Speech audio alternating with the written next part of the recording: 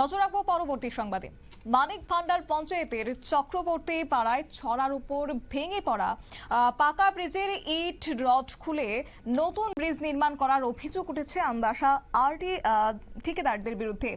এবং যে খবর আমরা পাচ্ছি, এতে করে চলাচলে বিপত্তি দেখা দিয়েছে গ্রামবাসীদের, এবং গ্রামবাসীদের দাবি মানিক ভান্ডার পঞ্চায়েত থেকে যাতায়াতের সুবিধার্থে ভাঙা পাকা ব্রিজের এপার ওপার বাঁশের মাচা বানিয়ে দেওয়া হয়।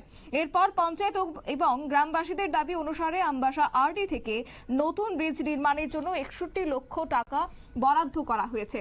জানা গেছে জনৈক আরডি ইঞ্জিনিয়ার নতুন ব্রিজ নির্মাণ করার জন্য সালেমার জনৈক ঠিকাদারকে বরাদ্দ পাইয়ে দেন। ঠিকাদার ব্রিজ নির্মাণের কাজ পেয়ে ভাঙা ব্রিজের পাটাতনের ইট ও রড খুলে নিয়ে অন্যত্র ঝাড়পোছ করে নতুন ব্রিজ নির্মাণ করার সিদ্ধান্ত নেন বলে অভিযোগ উঠে এসেছে এলাকাবাসীদের পক্ষ থেকে।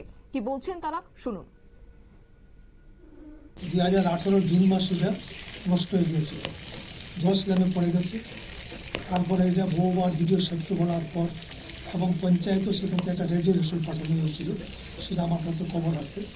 যার জন্য তারা নতুনভাবে এই ব্রিজটা এবং এই রাস্তাটা করা করে।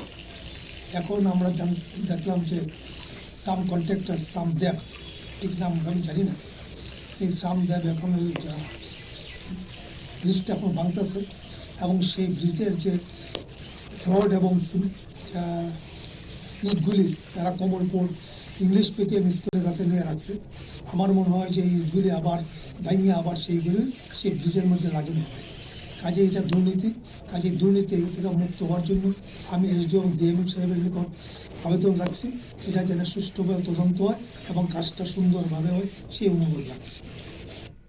আপনারা শুনলেন এলাকাবাসীদের পক্ষ থেকে, এবং সরাসরি এই গোটা বিষয় নিয়ে দুর্নীতির অভিযোগ তুলেছেন এলাকাবাসীরা, এবং পাশাপাশি তারা বলছেন যে এসডিএম এবং ডিএম এর নিকট আবেদন রাখছে যাতে করে এই ঘটনা সুষ্ঠু তদন্ত করা হয় এবং অনতিবিলম্বে ব্রিজটি সারাইয়ের কাজ সম্পূর্ণ করা হয়।